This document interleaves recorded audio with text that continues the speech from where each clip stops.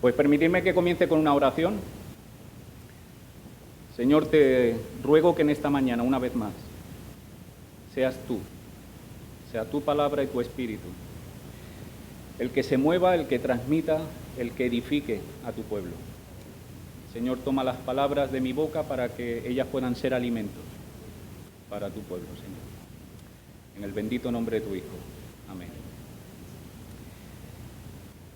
En esta mañana me gustaría retomar el tema de Nehemías.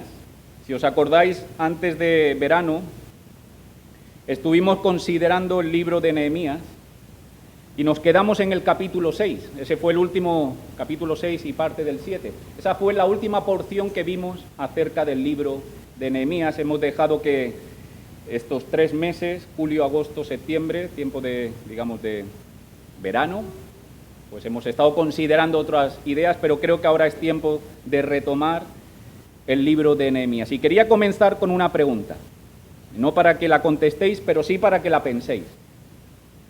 ¿Qué es necesario para que haya un auténtico avivamiento? ¿Qué es necesario para que el Hijo, la hija de Dios, la Iglesia, el pueblo de Dios, experimente un auténtico avivamiento? Hay una palabra aquí importante, aparte de avivamiento, es auténtico.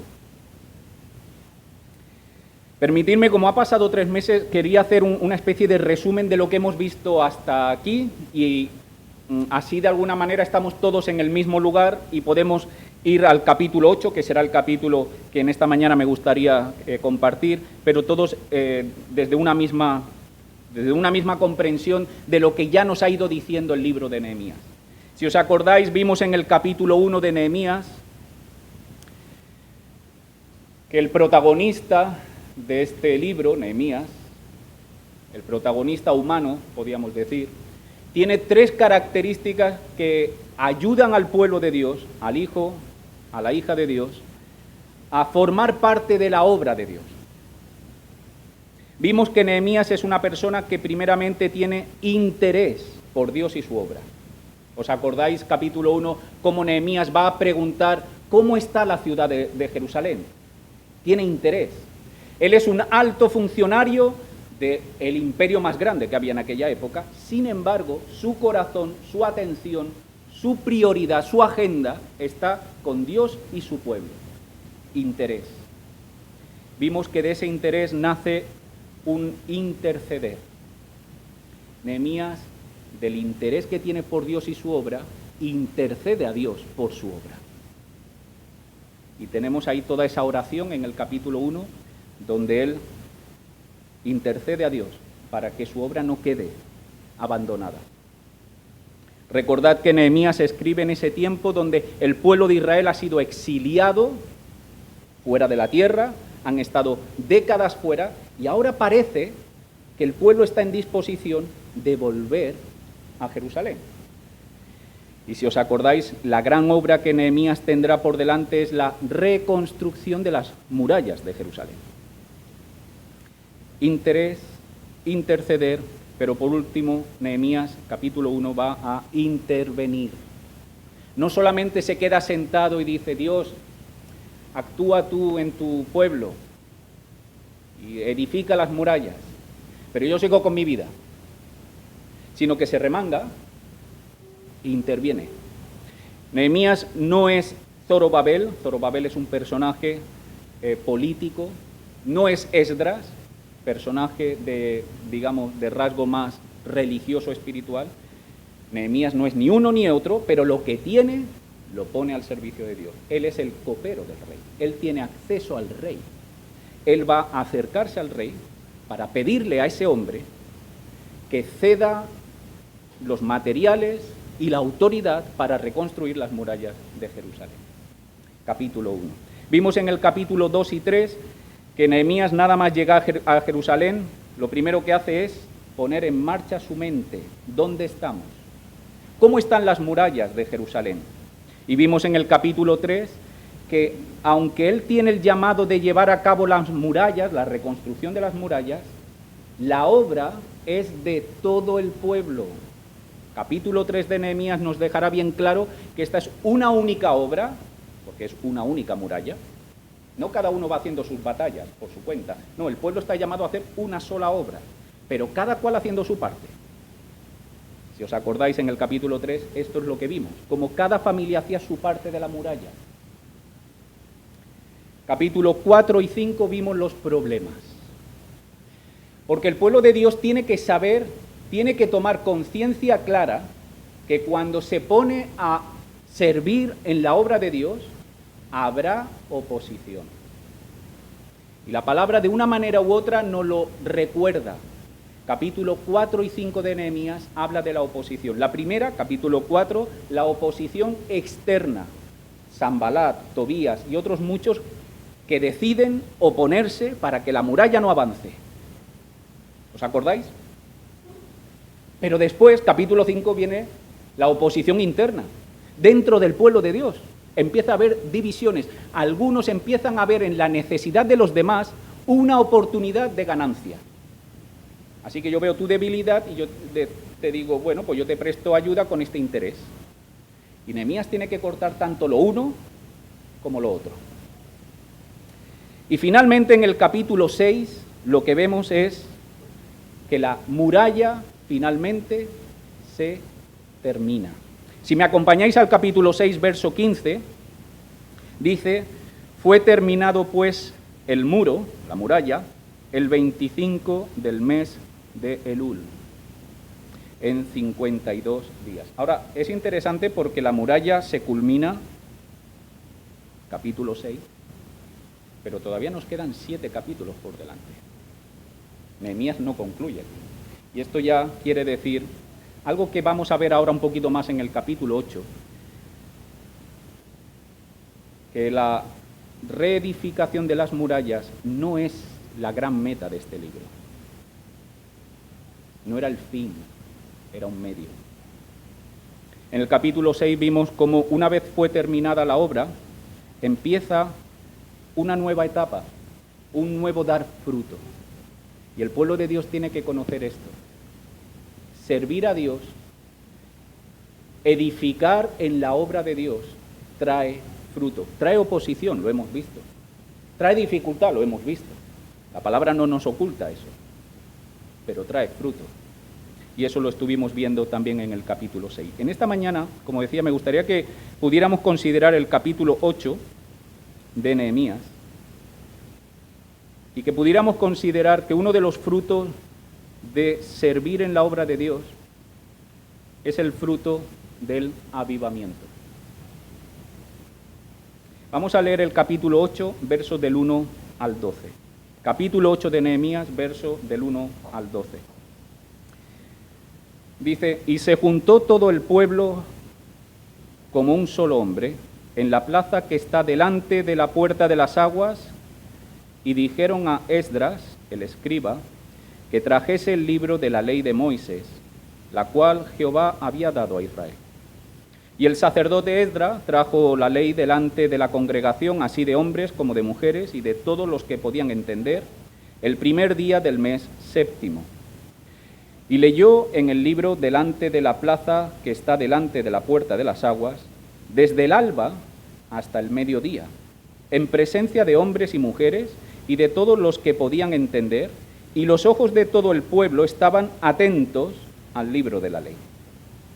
Y el escriba Esdras estaba sobre un púlpito de madera que habían hecho para ello, y junto a él estaban Matatías, Sema, Anías, Urías, Hilcías, Maasías a su mano derecha, y a su mano izquierda Pedaías, Misael, Malquías, Asum, Asbadana, Zacarías y Mesulam.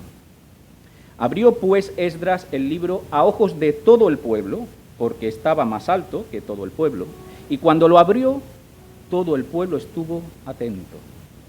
Bendijo entonces Esdras a Jehová, Dios grande, y todo el pueblo respondió, amén, amén, alzando sus manos, y se humillaron y adoraron a Jehová inclinados a tierra.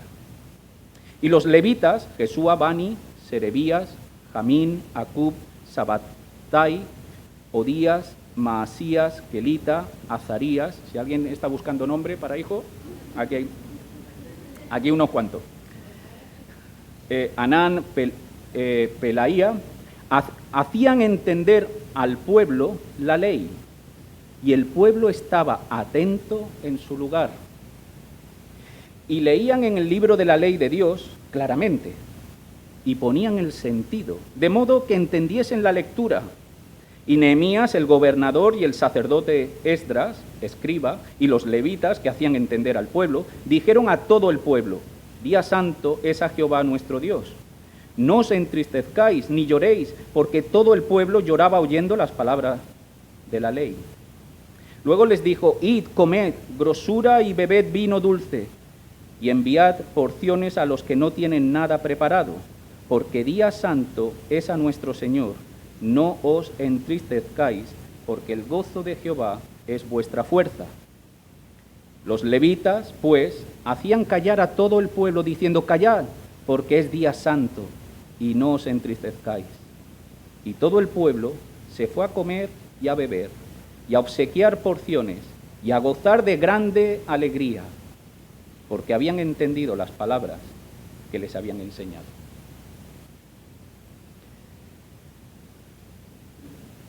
Esta es una porción que está hablando, como digo, la muralla ya ha terminado, pero nos está hablando de un pueblo que está experimentando un auténtico avivamiento. Yo no sé qué idea tienes tú cuando escuchas la palabra avivamiento, no sé qué imagen te viene, pero la palabra avivamiento en el ámbito, o lo que se puede entender en el ámbito bíblico cuando se refiere al término avivamiento, quiere decir, más que una excitación religiosa, más que una emocionalidad, cuidado, no estoy diciendo que eso sea malo, estoy diciendo que más que eso, que puede participar, y aquí hemos visto cómo se entristecen, lloran, pero se le llama la alegría, más que eso, el avivamiento quiere decir estar vivos, vivos espiritualmente. El avivamiento es esa persona, ese pueblo, que como está vivo, atiende, entiende y responde a la voz de Dios. Y eso produce una mayor vida en ese pueblo, en esa persona. Porque la realidad nuestra es que estamos en muerte. Que la muerte marca nuestra existencia.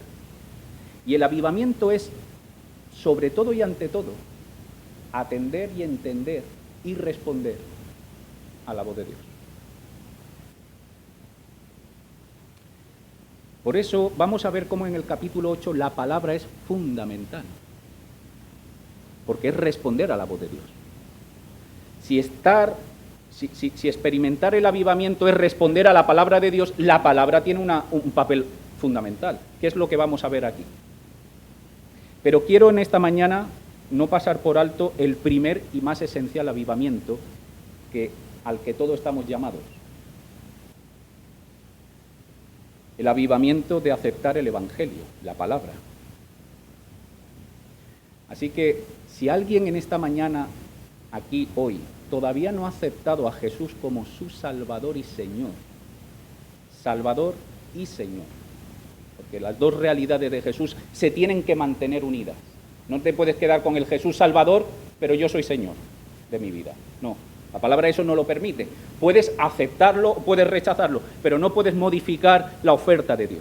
La oferta de Dios es encontrar en Jesús a tu Salvador y Señor. Eso es el Evangelio. Si hoy aquí alguien todavía no ha aceptado esta palabra, yo te animo a que no salgas de aquí sin entender lo que es el Evangelio. Tengo que decir que no va a ser el tema de esta mañana. Pero este es el primer y esencial avivamiento, el volver a la vida. Jesús es el que dice: el que cree en mí, aunque esté muerto, sufrirá un avivamiento, experimentará un auténtico avivamiento, volverá a la vida. Así que, insisto, si hoy aquí hay alguien que todavía no ha aceptado el Evangelio, te pido, te ruego, que atiendas, entiendas y respondas al Evangelio, porque este es el fundamental avivamiento. Pero creo que hay 3 ideas que yo quisiera destacar, especialmente ya para el pueblo de Dios, y para saber cómo podemos nosotros como pueblo de Dios experimentar un verdadero avivamiento, aquellos que ya estamos en el pueblo de Dios, estar de una manera más viva, más potente, más sensible. Y la primera idea que yo quisiera destacar, que creo que sale de una forma muy sutil, muy en el trasfondo de lo que hemos leído, es entender que el servicio a Dios es un medio y no un fin. Esto puede llamarnos la atención porque los primeros 7 capítulos, al menos los primeros 6, se ha puesto el énfasis de Nehemías en el servir, en el obrar. Había toda una obra, una muralla, había que reconstruirla, había que acarrear piedras, quitar escombros, luchar con los opositores, luchar con las divisiones internas, y todo era con el fin de terminar una obra, servir. Sin embargo, nos damos cuenta rápidamente, mirando el libro de Nehemías, que el servicio, en este caso en el libro de Nehemías, el reconstruir las murallas, era solamente un medio para que Dios avanzara su obra en su pueblo. Este es un tema que no lo podemos dejar de ver, porque si no, creo que no vamos a entender lo que está pasando aquí. Dios, sí, a través de Nehemías, ha animado al pueblo a hacer una obra física, clara, poner piedra sobre piedra y levantar una muralla en Jerusalén. Pero eso ha sido un medio por el cual Dios está trabajando, está edificando el corazón de su pueblo. Y esta es la gran obra. Por eso el libro de Nehemías no termina en el capítulo 6, porque hay muchas más obras que Dios quiere avanzar. Dios no está buscando, creo que algo se ha hecho de referencia hoy en la introducción que ha hecho Joel, Dios no está buscando lo externo, lo visible. Su obra no se queda ahí. Creo que esto lo sabemos. Si nos lo preguntan en un examen, creo que lo sabríamos responder. Dios, ¿qué mira? ¿Lo externo o lo interno? Creo que todos diríamos lo interno. Aunque fuese por La Bella y la Bestia. Lo importante está en el interior. Pero una cosa es que lo escribamos en un examen si te lo pregunta, y otra cosa es que lo vivamos. Y Dios está interesado, cuidado, no estoy diciendo que lo externo no tenga su importancia, estoy diciendo que no es lo esencial de la obra de Dios, que Dios no está tan interesado en que yo cambie mi manera de conducirme en la vida para que el resto me vea, uy, mira, parece una persona íntegra, parece una persona que tal, que trata bien a los que está alrededor. Dios, eso está muy bien, pero Dios está tratando con algo mucho más profundo, con el corazón, con las motivaciones, allí donde residen tus valores, tus motivaciones, tu voluntad. Eso es lo que Dios tiene por delante como gran obra. Y en este sentido, el servicio es un canal que Dios tiene para trabajar en nuestro corazón. Y cuando Dios pide al pueblo de Israel que se ponga a levantar una muralla, no es porque Dios no sabe cómo levantar una muralla y necesita albañiles. Es porque Dios quiere que en el tiempo en el que tú y yo estamos sirviendo para su obra, Él está trabajando y haciendo su obra en ti. Esto es fundamental que no lo perdamos de vista. Y por eso en este capítulo 8, algo del 7, pero sobre todo en el 8, vamos a ver que el libro de Nehemías hace una transición de la obra de las murallas a la obra de Dios en el corazón del pueblo.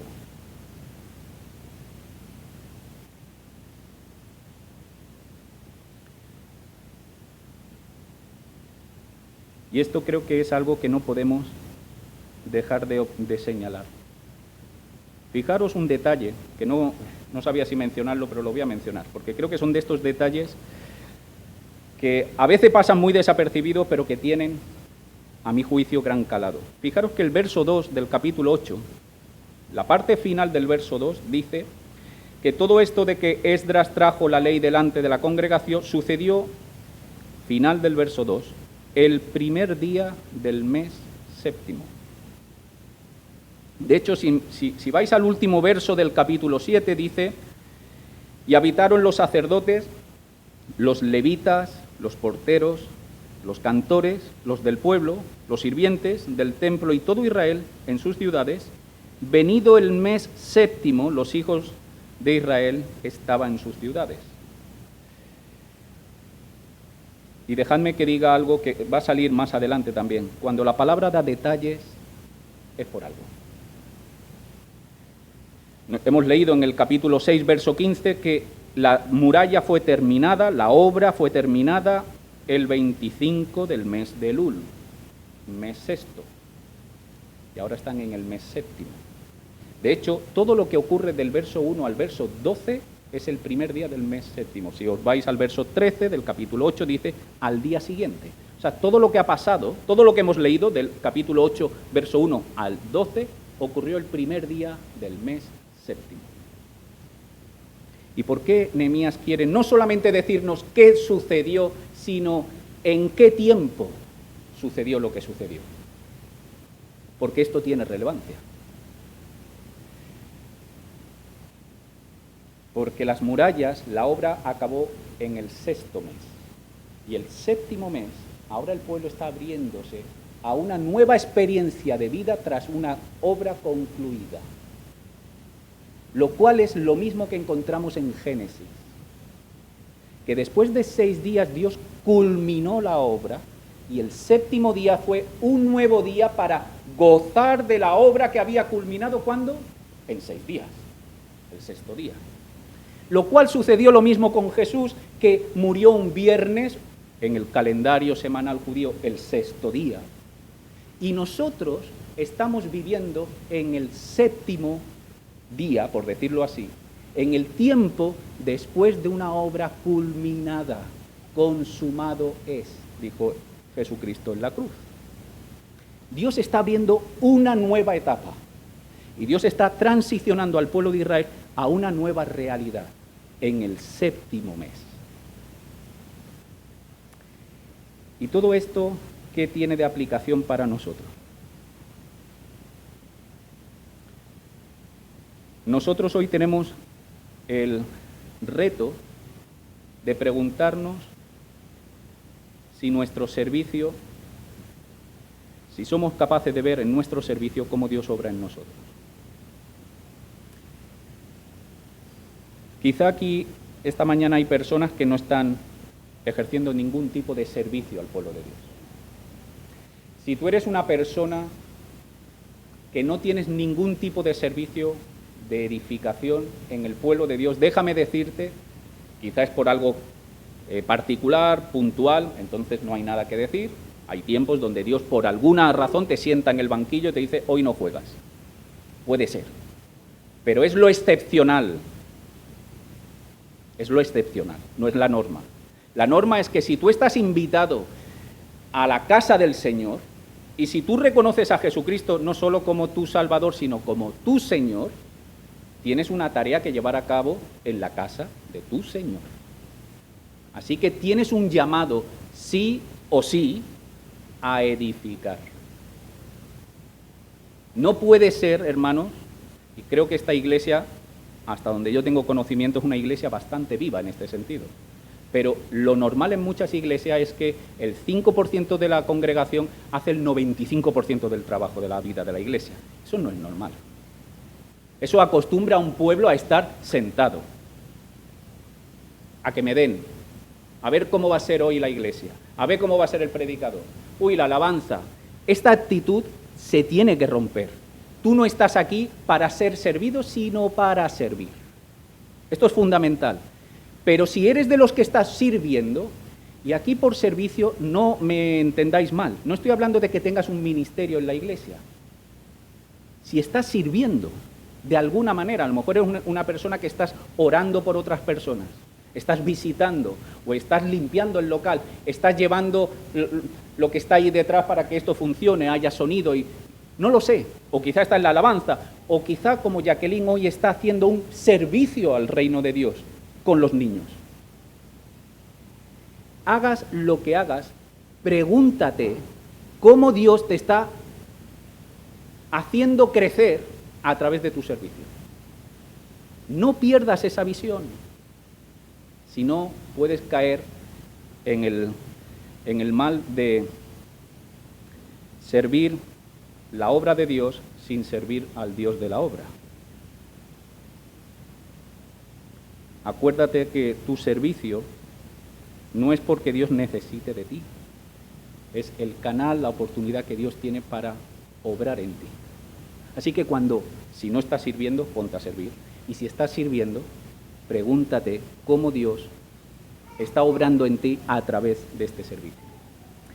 Pero vámonos ya a algo central del capítulo 8. Así que, considerando el tema del fruto del avivamiento, lo que descubrimos en el capítulo 8 esencialmente es que la palabra es el centro del avivamiento. La palabra es el centro del avivamiento. Esto a nosotros nos choca un poco porque nosotros normalmente vemos que la iglesia está mucho más viva, hoy lo hemos experimentado en el tiempo de la alabanza, pero cuando llega la palabra, más que avivarnos, muchas veces nos podemos... Hoy no tenéis excusa, hoy si veo que alguien da una cabezada es por mí, porque hoy hemos dormido 1 hora más, así que hoy no es que... pero lo que quiero decir es que a veces estas concepciones que nosotros tenemos, ¿no? Uy, qué iglesia más viva, mira qué alabanza más vibrante.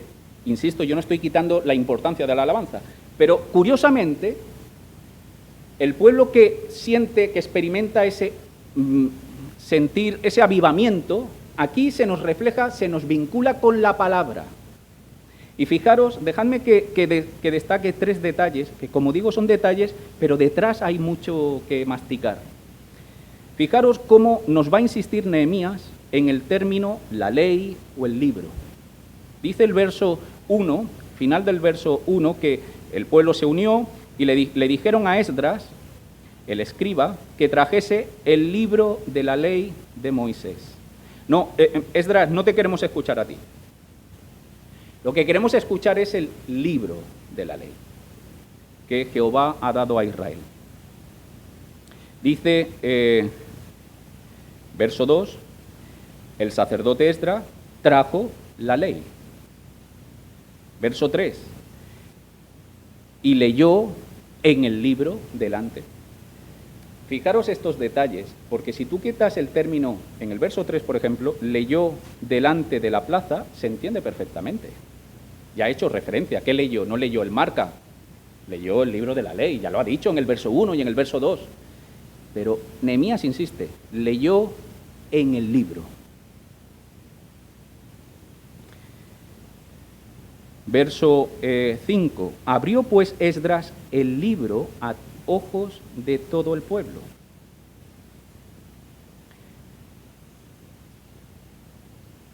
Verso 8, y leían en el libro de la ley.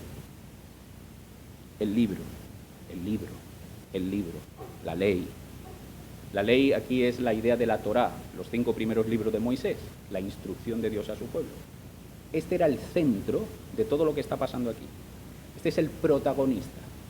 Pero además, no solamente porque se nos dice una y otra vez que leyeron el libro, lo que pidieron fue el libro, lo que se abrió fue el libro, sino además hay cosas curiosas.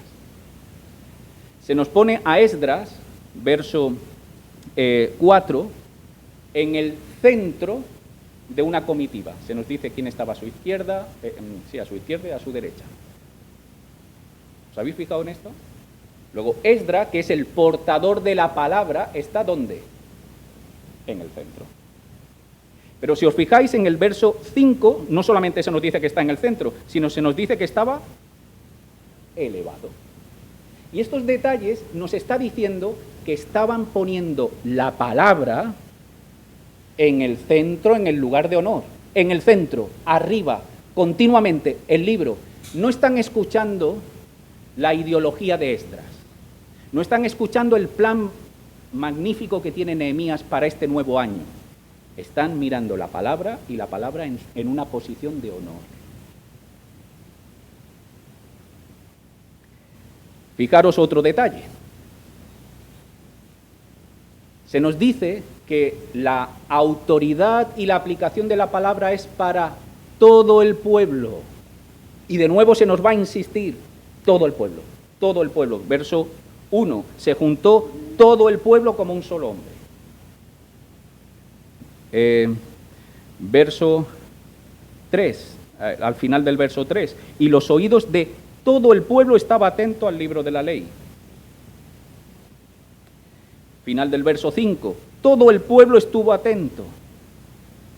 Todo el pueblo, todo el pueblo. La palabra no es para los maestros, predicadores, los que tienen que hacer una escuela dominical. La palabra es para todo el pueblo. Es el centro, es el punto donde tú vas a entender la voz de Dios y puedes responder. La palabra es el instrumento de avivamiento para todo el pueblo. Y sin embargo, también se nos dice algo más. Todo, pero también a cada uno. La palabra sirve para todo, pero sirve para cada uno. Se nos va a especificar, verso 2, que ese todo estaba compuesto de hombres como de mujeres y de todos los que podían entender. Y después se nos va a repetir en el verso 3. Y leyó el libro delante de la plaza que está delante de la puerta de las aguas, desde el alba hasta el mediodía, en presencia de hombres y mujeres y de todos los que podían entender. Para todos, para cada uno, la palabra. Y además, hermanos, esto es la realidad que tú y yo experimentamos. Aquí a lo mejor un domingo se expresa una palabra que es para el conjunto, para que de alguna manera como iglesia, como pueblo, tengamos una visión de quién es Dios, de lo que nosotros podemos hacer en el reino de Dios. Pero después tú mañana por la mañana tienes tu tiempo devocional y Dios, esa misma palabra que ha hablado a la iglesia, te habla a ti en tu situación particular. Ese problema que tienes en el trabajo, que tienes con tu hijo, que tienes con tu vecina, te va guiando. La palabra sirve para todos, pero sirve para cada uno. Pero la centralidad es la palabra. Y con esto, hermanos, yo creo que tenemos que exigirnos que la palabra presida toda nuestra vida de iglesia. Hoy creo que hay una tendencia, y quiero expresarme con precisión, a aprovechar tiempo de la predicación para compartir psicología positiva, normalmente, o filosofía, o historia, o el último grito en las predicaciones son las anécdotas. Entonces tienes una persona muy graciosa que cuenta anécdotas, pero cuando sales de la iglesia y ¿qué me ha dicho de la palabra? Pues no sé, me acuerdo del chiste que ha contado, que ha sido buenísimo, pero no sé lo que estaba hablando. Estoy haciendo un poco de una caricatura, pero creo que entendéis hacia dónde voy. La palabra tiene que presidir, por cierto, no solamente en una predicación, toda nuestra vida de iglesia, toda. Es la palabra la que tiene el poder para transformar. Porque no me avergüenzo de la palabra, del Evangelio, porque es poder de Dios. Pablo, y mira que Pablo era alguien potente a nivel intelectual, pero Pablo dice, yo no descanso en mi palabrería, mi conocimiento. Donde yo veo donde hay poder de avivar, es en la palabra. Y por eso yo no me avergüenzo de la palabra. La palabra es el instrumento poderoso de Dios. Pablo también dirá que él plantó una semilla, la semilla siempre es símbolo de la palabra, y que Apolos regó, pero que el crecimiento, el poder de vida, lo tiene la semilla, lo tiene Dios con su palabra. Pero fijaros un detalle más en cuanto a esto. Un detalle muy pequeño, el tercer detalle que quisiera destacar. A ver, si alguien ha estado atento, ¿cuánto tiempo estuvieron leyendo la palabra? ¿Alguien se ha percatado? Desde el alba hasta el mediodía. A nosotros a veces media hora, 40 minutos se nos hace cuesta arriba. Pues esta gente desde las 6:30, 7 menos algo, hasta las 12 estuvieron leyendo la palabra.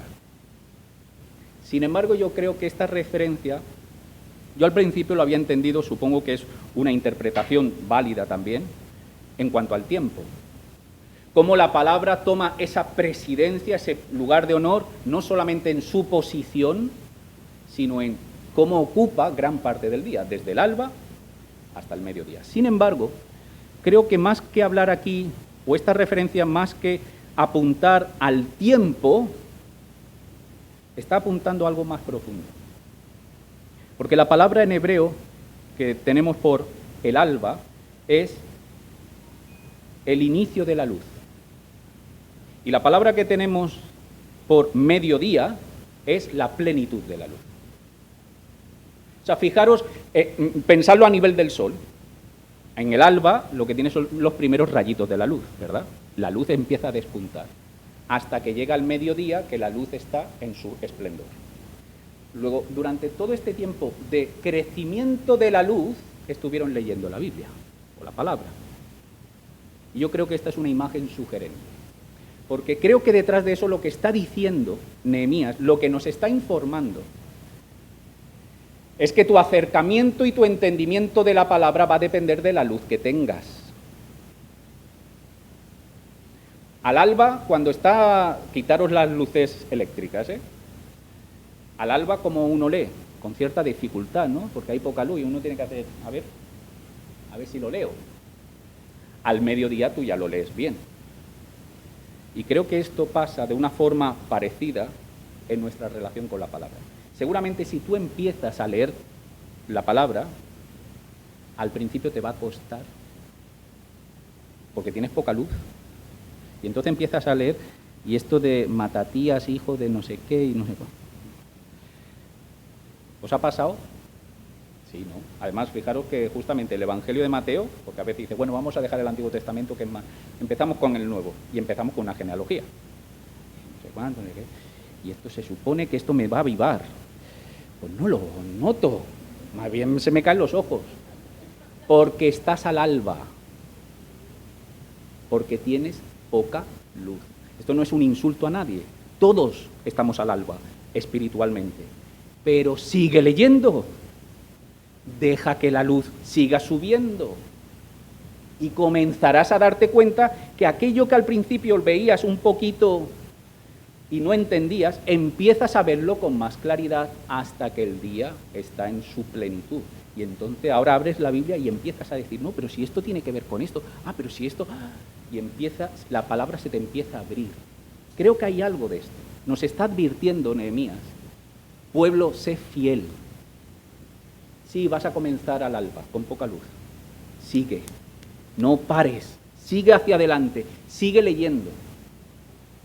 Abriendo tu mente, tu corazón, a decir, Dios, esto yo no he pillado nada de lo que estás diciendo aquí, pero sigo, voy a seguir leyendo. Son 3 detalles que hablan acerca de la palabra, pero creo que hay otro punto que yo no quisiera pasar por delante, o sin mencionar. Y es el hecho de que aquí se habla de una responsabilidad en cuanto a la palabra, esa palabra que nos aviva como pueblo y como hijos de Dios, es una responsabilidad compartida. Fijaros que aquí, para no leer de nuevo todo el texto, comienza con un Esdras, es el personaje que trae la palabra, y es la persona que va a leer, va a exponer la palabra. Hay una proclamación. Pero después, verso 7, se nos menciona una lista de levitas, y estos, dice el final del verso 7, hacían entender al pueblo la ley.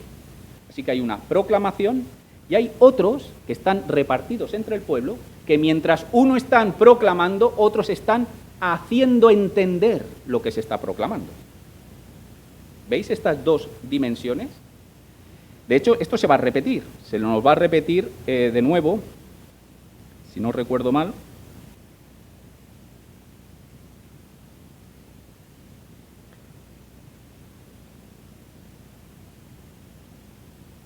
salía en el verso 7 y el verso 8, y leían en el libro de la ley de Dios claramente y ponían el sentido de modo que entendiesen la lectura.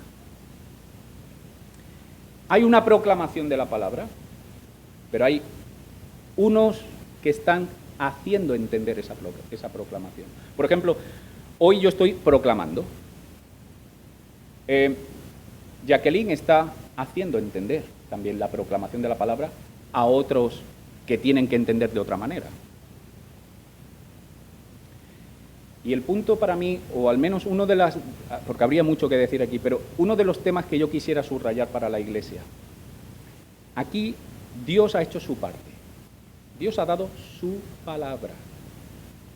Y Dios ha dado sus maestros para que enseñen la palabra. Pero tú tienes una responsabilidad. Y aquí sale, y sale más de 2 veces, que el pueblo estaba, ¿cómo estaba el pueblo? Atento, atendiendo. A lo mejor uno piensa, bueno, es que los maestros en mi iglesia no son muy claros. Puede ser. Pero hoy no tenemos excusa. Quiero decir, ponte en el peor de los casos, oye, mira, has tenido mala suerte, los maestros que te han tocado no son maestros que te lo hagan entender, a ti casi te complican más. Puede ser. Pero hoy en día tenemos internet, tenemos comentarios, tenemos personas maduras que le podemos preguntar. Lo que creo que falta sobre todo no son maestros. Lo que falta es interés. Lo que falta es hambre. Yo te reto a que hagas esto. No solamente a leer desde el alba, por la poca luz, o a tener más luz, sino a estar atentos, a poner tu disposición acerca de la palabra. Esa es parte de tu responsabilidad. Y esto es lo que quisiera dejar también como aplicación en este punto de la palabra como centro del avivamiento. ¿Cuánta hambre tienes de entender la palabra? ¿Cuánta hambre tienes de entender la palabra? No estoy preguntando cuán disciplinado eres para leer la Biblia todos los días. He dicho cuánta hambre. ¿Cuánta atención pones cuando se te comparte la palabra? Dejadme que lea muy rápidamente un pasaje que conocéis. Dice Santiago, Él, Dios, de su voluntad, nos hizo nacer, vivir de nuevo, nacer es llegar a vivir, por la palabra de verdad. Y un poco más adelante dice, pero sed hacedores de la palabra, no tan solamente oidores, engañándoos a vosotros mismos. El que mira, porque si alguno es oidor de la palabra, pero no hacedor de ella, este es semejante al hombre que considera en un espejo su rostro natural, porque él se considera a sí mismo y se va y luego olvida cómo era. Esta es una actitud ante la palabra. Pero fijaros, mas el que mira, ¿cómo sigue el texto? Atentamente a la perfecta ley, la de la libertad, y considera, entonces entiende. Termino con un último punto. Hemos hablado de que servir en la obra no es el fin, sino es un medio para que Dios haga su obra en nosotros. Hemos visto que el auténtico avivamiento tiene como centro la palabra. Es la palabra la que tiene poder para todos y para cada uno de nosotros. Pero hay algo más, la reacción del pueblo ante la palabra. Y el capítulo 8 de los últimos versos nos hablará cómo reaccionó el pueblo cuando, estando atentos, entendió lo que decía la palabra. Lo primero que vemos es que el pueblo reacciona adorando. Curioso. El pueblo simplemente con la llegada de la palabra, verso 6, Bendijo entonces Esdras a Jehová, Dios grande, y todo el pueblo respondió, amén, amén. Alzando sus manos, se humillaron y adoraron a Jehová, inclinados a tierra. De la llegada simplemente de la palabra, el pueblo ya reacciona. Hay que entender lo que está pasando aquí. Esto es el retorno del exilio. Por décadas no habían tenido la ley, habían sido expulsados, el templo había sido arrasado y seguramente los libros o rollos, más literalmente de la ley, habían sido sacados fuera. La última imagen que tienen del templo, este pueblo antes del exilio, es como Dios, la gloria de Dios, abandona el templo, Ezequiel, justo antes de ser invadidos por Babilonia. El pueblo se encuentra como un pueblo abandonado a su suerte. Pero ahora han construido una muralla y empiezan a formar esa identidad. Somos el pueblo de Dios. Dios está moviendo otra vez la historia. El templo todavía no está completado, no está terminado. Todavía la gloria de Dios no ha vuelto. Pero vuelve la palabra. Y cuando ven eso, caen de rodillas y adoran. Porque la llegada de esa palabra es la manifestación de que Dios vuelve con su pueblo. De hecho, históricamente, este capítulo 8 va a marcar un cambio en la mentalidad del pueblo de Israel. Hasta entonces, el centro espiritual de Israel era el altar y los sacerdotes. A partir de aquí va a cambiar. Y va a tomar mucha más relevancia las escrituras, los escribas y los rabinos, los maestros, por la importancia que va a tener la palabra. Y curiosamente, en el Evangelio de Juan dirá que el verbo, la palabra, se hizo carne y llegó al pueblo. Y su función era traer luz, avivar. Y así es lo que encontramos en la palabra encarnada, que es Jesucristo. Así que todo eso está ahí detrás.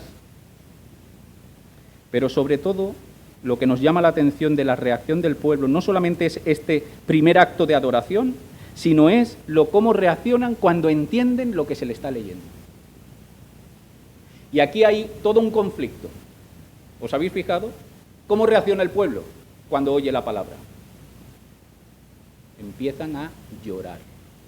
Dice el verso 9, Nehemías, el gobernador, el sacerdote Esdras, escriba, y los levitas que hacían entender al pueblo, mira aquí también salía, hacían entender al pueblo, dijeron a todo el pueblo, día santo es a Jehová nuestro Dios, no os entristezcáis ni lloréis, porque todo el pueblo lloraba oyendo las palabras de la ley. Se ha predicado la palabra y la palabra trae un quebranto en el corazón del pueblo. Y el pueblo empieza a llorar, empieza a decir, ¿qué hemos hecho con Dios? ¿Cómo hemos permitido, después de lo que Él hizo en Egipto, cómo nos sacó con mano fuerte y nos avisó y nos dio, y empezamos nosotros a mirar a otros dioses y abandonamos al Dios, y empiezan a abatirse y a quebrantarse? Y curiosamente, los que están interpretando la ley les dicen, no lloréis, que no es tiempo de llorar. Qué curioso, ¿verdad? No es una crítica realmente a que no haya un quebranto, porque la palabra te lleva a un quebranto. Es a que en medio de ese quebranto entiendas la perspectiva de Dios. Y aquí se da la realidad compleja de la palabra. La palabra es la que nos confronta con nuestra maldad para sanarnos. Y ahí está la celebración. Es como el médico que coge al bebé recién nacido y le pega, y cuando llora, los padres sienten alivio. Pero si hay lloro, sí, pero es que eso quiere decir que está vivo. Y lo que está pasando aquí es que los levitas están diciendo, esto es grandioso, os estáis avivando. ¿Y cómo sé que os estáis avivando? Porque os estáis quebrantando, porque vuestro corazón está vivo. Os estáis tomando conciencia de lo que Dios ha hecho y de lo que vosotros habéis dejado de hacer. Celebrémoslo. Porque la voluntad de este Dios que nos lleva al quebranto no es para que te quedes llorando, es para que lo celebres. Es lo que están intentando transmitir con este choque de emociones. Celebra, estamos llorando. Celebra, porque es la perspectiva de Dios. Y por eso el verso 10 termina con esta frase tan poderosa. No os entristezcáis, porque el gozo de Jehová es vuestra fuerza. El gozo de Jehová. ¿Cómo Dios se goza? Nuestro Dios no es un Dios, ¿cómo decirlo?, sádico, que cuando te ve llorar se goza. No es como ese padre que cuando escucha a su bebé llorar siente alegría. Porque se da cuenta de que ese corazón ha vuelto a la vida. Ya no es de piedra. Por fin vuelven a entender. Dice Pablo, ahora me gozo, no porque hayáis sido contristados, sino porque fuisteis contristados para arrepentimiento, porque habéis sido contristados según Dios. Así que hay una tristeza que viene de Dios. Para que ninguna pérdida padecieseis por nuestra parte. Porque la tristeza que es según Dios produce arrepentimiento para salvación, celebración, gozo, convite. Pero la tristeza del mundo produce muerte. No, la Biblia no es un libro para estar triste y decir, qué malo soy, nunca llego a la perfección. Esa no es la idea de la Biblia. La Biblia es el libro de la voz de Dios que le dice a su pueblo, reconoce dónde estás. Hay quebranto, hay lloro, para que puedas vivir con gozo, para que veas lo que yo hago. Por eso termino con esta aplicación última en este último punto. Permite que la palabra cambie tu perspectiva de la vida. No permitas que tu manera de valorar, tus sentimientos, tus emociones, tus situaciones, marquen la perspectiva de la realidad. La palabra no niega la realidad que tú estás viviendo, pero te dice, no te quedes en la visión miope de yo y mis circunstancias. Mira lo que Dios está haciendo. Y por eso la palabra es siempre retadora, porque siempre nos va a llevar a que miremos el gozo de nuestro Señor, porque esa es nuestra fuerza. Termino. El avivamiento es estar vivo. El pueblo, la persona, el hijo, la hija de Dios que está vivo es aquel que atiende, entiende y responde a la palabra. Yo te animo a que veas cómo este pueblo es un reflejo de cómo nosotros podemos alcanzar avivamiento. Mira la obra que Dios está haciendo en ti a través de tu servicio. Pon la palabra como centro. No te dejes guiar por filosofías, pedagogías, psicología. Y permite que la palabra transforme tu manera de entender la realidad. Que así sea. Vamos a terminar con una oración. Señor, te damos gracias un día más por tu palabra. Señor, nosotros estamos en una situación tan privilegiada que a veces no somos ni conscientes. Tenemos acceso a tu palabra de todas las maneras. En la palma de nuestra mano tenemos un móvil que podemos descargar diferentes versiones, comentarios de tu palabra.